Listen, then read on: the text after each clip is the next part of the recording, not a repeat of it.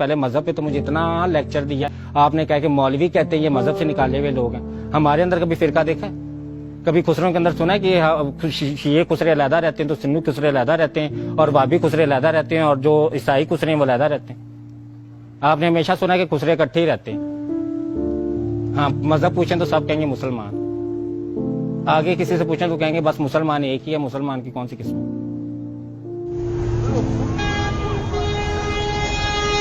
Camera آن ہے بتا دو دیں گے. ان لوگوں کو آپ کہتے ہیں کہ تمہیں مذہب کا پتہ ہے. ہمیں مذہب سکھانے سے پہلے ہمیں سوچنا تو چاہیے نا کہ خود فرقوں میں بٹے ہوئے اور جو اکٹھے ہو کے ایک جگہ پہ رہ رہے ہیں ان کو ہم کہہ رہے ہیں کہ تم لوگوں میں کوئی فرقہ کیوں نہیں بھائی؟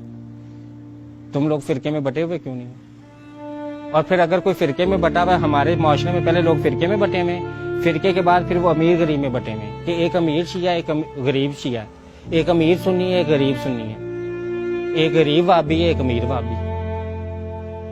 تو پہلے ہم فرقے میں بٹے، پھر ہم امیر امارت اور غربت میں بٹے، پھر امیر جو لوگ تھے انہوں نے غریبوں پہ قبضہ کر لیا. ٹھیک ہے، ان کو اپنا غلام بنا لیا، اپنا کام کروا رہے ہیں. اور انہی غریبوں کو جب یہ ڈر ہے کہ بھی یہ اکٹھے نہ ہو جائیں تو ان میں لڑائی ڈلوانے کے لیے فرقے کی پھوٹ ڈالی ہوئی کہ وہ خود فرقے کی جنگ میں لڑے رہیں اور باقی سارے بڑے آپس میں بیٹھ کے میٹنگیں کریں، وہ آپس میں ایک دوسرے کو قتل نہ کریں، وہ مذاکرات کریں، وہ بیٹھ کے باہمی مذاکرات سے مسئلہ حل کریں. تو جو غریب بیچارہ ہے جو ان کی غلامی کر رہا ہے وہ ایک دوسرے کو قتل و غارت میں لگے رہے کہ فرقہ قتل کر دو، اس کو جینے نہ دینا، یہ انسان ہے اس کو جینے نہ دینا، مار ڈالو اس کو.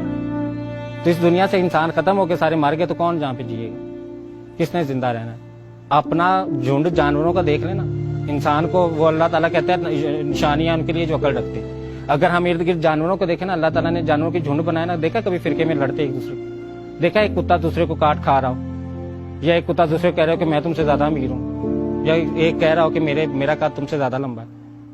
سارے اکٹھے جھنڈوں میں رہ رہے ہیں. مطلب دکھانے کا کیا تھا کہ یہ سارے جو سپیشیز ایک سپیشیز ہے نا وہ جھنڈ میں رہتی ہے، تو انسان کی سپیشیز بھی ایک جھنڈ میں رہتی نا. پھر انسان بھی اکٹھے ہو کے رہتے، لیکن انسان اکٹھا ہو کے نہیں رہا. انسان کو طاقت کا نشہ ہے، وہ طاقت کا نشہ پھر اسے پاگل کرتا ہے. پھر وہ کہتا ہے کہ میں اس طاقت کے لیے کیا کروں، کیسے میں کروں، کیسے میں سب کو مار ڈالوں، میں کیسے ان پہ قبضہ کر لوں بس. اور کھانی روٹی ہے 4 ٹائم کی. امیر نے بھی 4 ٹائم 4 روٹیاں کھا لے گا زیادہ سے زیادہ، اور غریب بھی اتنی روٹی کھاتا ہے. دونوں میں فرق صرف اتنا ہے کہ امیر سارا دن بیٹھا رہتا ہے تو اس کے اندر زہر بن کے بیماریاں بن جاتا ہے. غریب اور روٹی کھا کے سارا دن کام کرتا ہے تو اس کا جسم کا ڈیزل بن جاتا ہے. امیر کو شوگر ہو جاتا ہے، امیر کو ہیپاٹائٹس ہو جاتا ہے، امیر کو دل کے مسئلے ہو جاتے ہیں. ٹھیک ہے نا، اتنی بیماریاں ہو جاتی ہیں توبہ نعوذ باللہ. غریب کو بخار بھی ہوتا ہے تو وہ چائے پیتا ہے تو اس کا ٹھیک ہو جاتا ہے. امیر کو بخار ہوتا ہے تو وہ بڑے ہسپتال میں 36,000 کا بل بنواتا ہے ایک ڈرپ لگوانے کے لیے، ایک ٹیکہ لگوانے کے لیے، پھر اس کی بیماری ٹھیک ہوتی ہے.